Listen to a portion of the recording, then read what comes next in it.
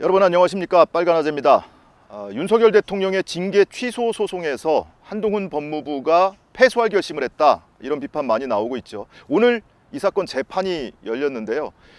실제 법정에서 보니 이 법무부 측 대리인, 윤석열을 상대로 싸우고 있는 법무부 측 대리인들의 신문 태도를 보면 노골적으로 패소할 결심을 드러내고 있습니다. 그런 인상을 지울 수가 없습니다. 오늘 증인신문이 있었는데 윤석열 측 대리인들, 원고 측은 1시간 넘게 증인신문을 했습니다. 굉장히 집요하게 파고들었는데요.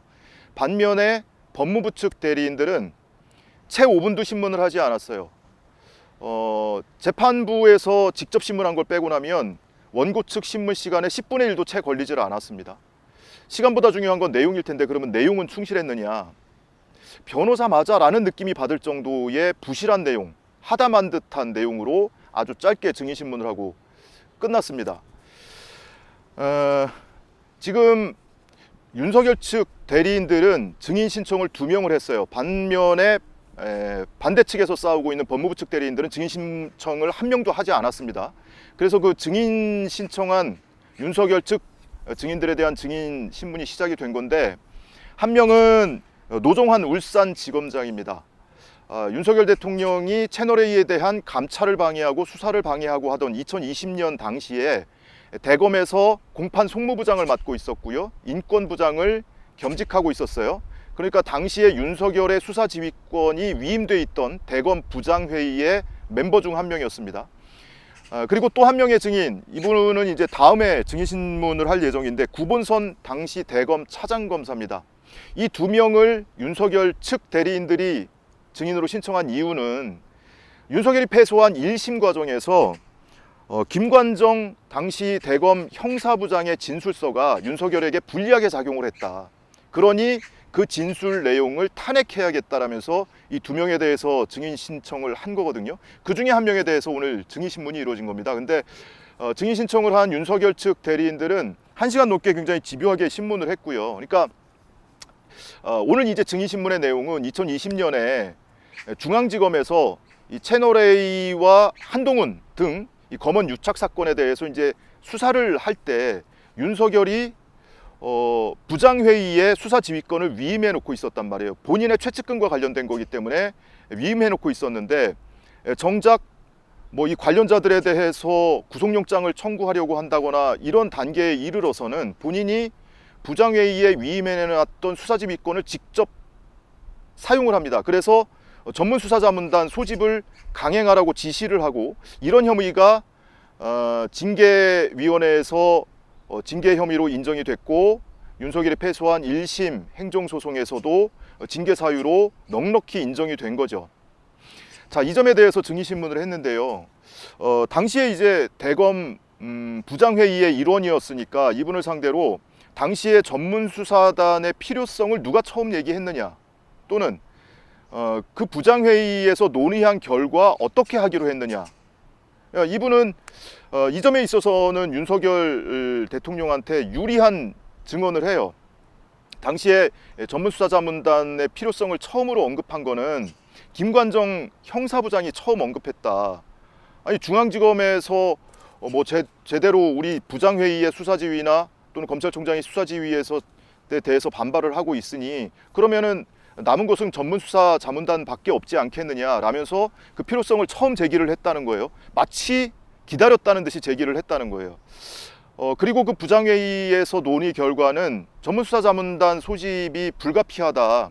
대신에 윤석열 대통령의 의사를, 당시 검찰총장의 의사를 확인해야겠다. 왜냐하면은 부장회의에 수사지휘권이 위임돼 있기는 한데 이 전문수사자문단 소집 권한까지 위임이 된 것인지, 그것에 대해서는 의사 확인을 한번 할 필요가 있다. 이런 정도로 이제 증언을 했거든요.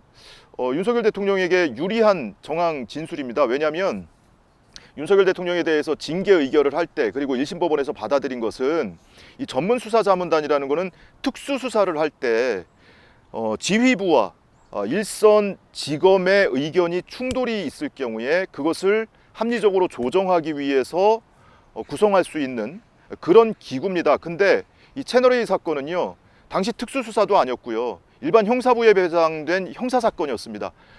더더군다나 당시에 대검이나 중앙지검이나 다양한 의견이 오고 가기는 했지만 정면으로 충돌하는 상황은 아니었기 때문에 이 전문수사자문단 소집 요건조차 되지 않는다라는 게 이제 징계 의결서에 나와 있는 내용이거든요. 근데 이거를 이제 일부 부인하는 그런 내용의 진술을 한 겁니다. 당시 형사부장이 부장회의 일원이었던 형사부장이 먼저 전문수사자문단 필요성을 언급을 했고 부장회의에서도 그것이 불가피하다는 결론을 냈다라고 증언을 한 거니까요. 그리고 이런 대목도 있어요. 부장회의에서 소집해야 된다. 이거를 총장한테 물어볼 일이 아니고 부장회의에서 소집해야 한다. 이런 의견은 없었냐라고 이제 물었더니 이 증인이 답변하기를 총장이 전문수사자문단을 소집하면 모양이 좋지 않다. 왜냐하면 수사지휘권을 위임해 놓은 상태였고 본인의 최측근과 관련된 사건이기 때문에 총장이 소집하면 모양새가 좋지 않으니 총장이 소집하자라고 의사결정을 하더라도 모양새만큼은 부장회의에서 소집하는 걸로 모양새를 갖추는 게 좋지 않겠냐, 이런 얘기가 있었다고 합니다. 근데 그마저도 윤석열 총장이 거절을 하고 중앙지검이 반발을 하고 부장회의에서 반론을 제기하는데도 불구하고 뭐 과장급들 또는 부부장급들을 통해서 전문수사자문단 소집을 강행했다는 거예요. 그러니까 이거는 1심 판결과 마찬가지로 윤석열 대통령에게 불리한 진술이죠. 어찌됐든 증인신문 과정에서 일부는 유리한 증언도 나오고 불리한 증언도 나옵니다. 또 이런 대목도 있었어요. 전문수사자문단 후보 추천을 하기 위한 투표를 당시에 안 했지.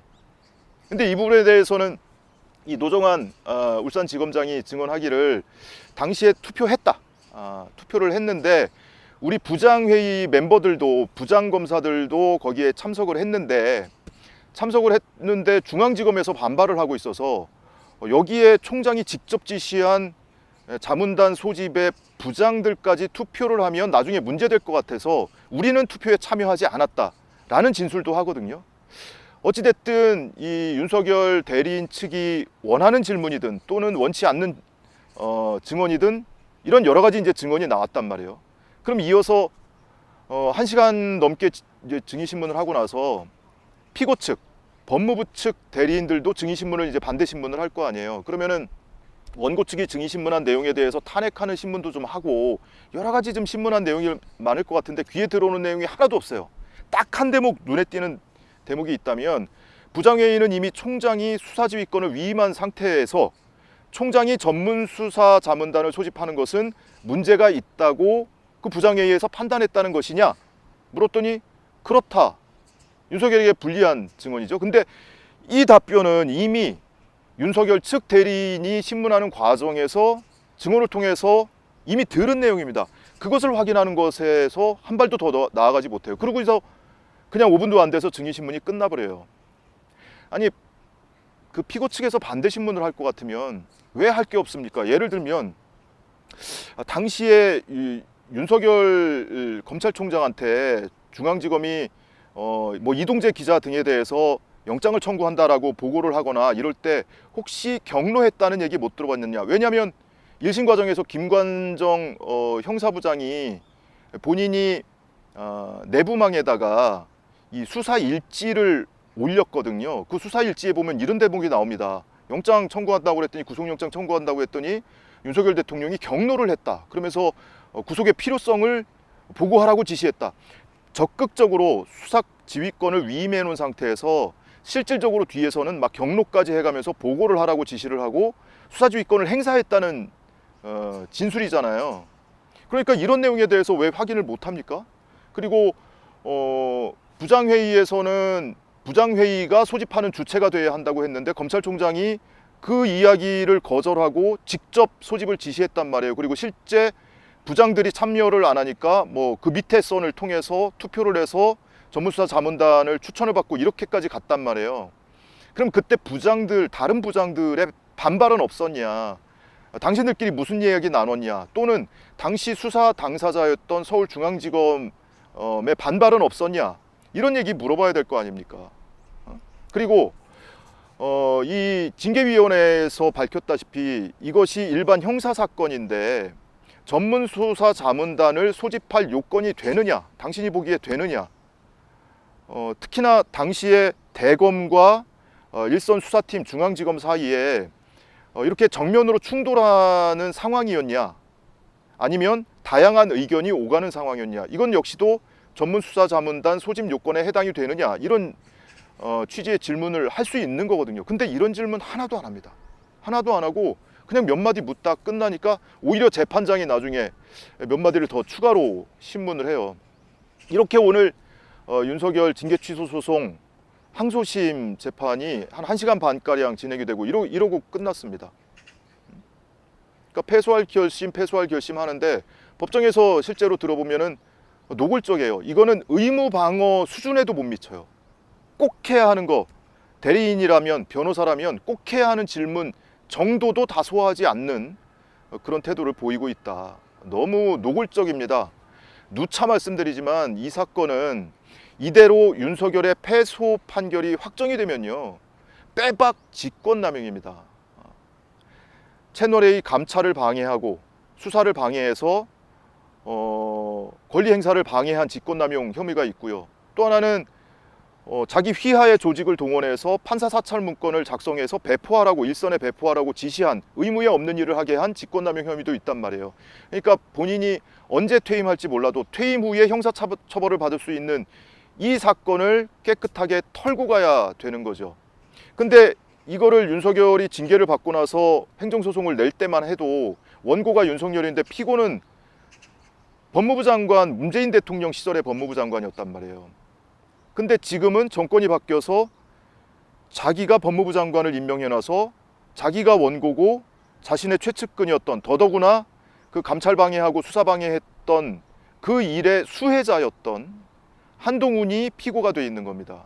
이렇게 구도를 만들어 놓고 1심에서 승소했던 변호사들 다 해임하고 사임하게 만들고, 그리고 재판 질질 끌면서 당시 수사나 감찰을 했던 박은정 검사 등 또는 이성윤 검사장 등에 대해서 수사하고, 그래서 거기서 뭔가 꼬투리를 찾아내려고 하고 있고, 그리고 법정에 이르러서는 이렇게 노골적으로 적극적으로 방어를 하지 않고 이런 태도를 보이고 있는 겁니다. 이거 이대로 재판이 진행돼도 되는 건지 모르겠어요. 우리나라 이 사법 시스템이 이렇게밖에 안 됩니까?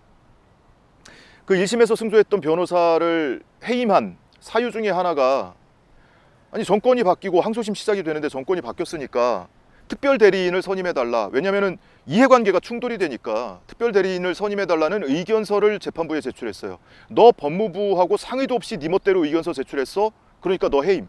이러고 해임을 시켜버렸단 말이에요.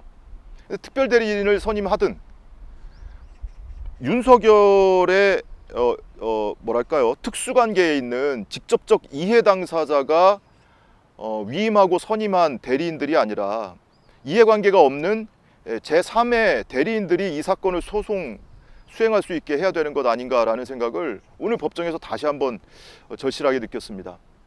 자, 다음 기일에는요, 윤석열 측이 신청한 나머지 한 명의 증인, 구본선 당시 대검 차장검사, 지금은 변호사, 옷 벗고 이제 변호사 하고 있는데요, 이분이 증인으로 출석할 예정이에요. 이분 역시도 1심 과정에서 불리하게 작용했던 김관정 당시 형사부장의 진술을 탄핵하기 위해서 원고 측, 윤석열 측이 신청한 증인입니다.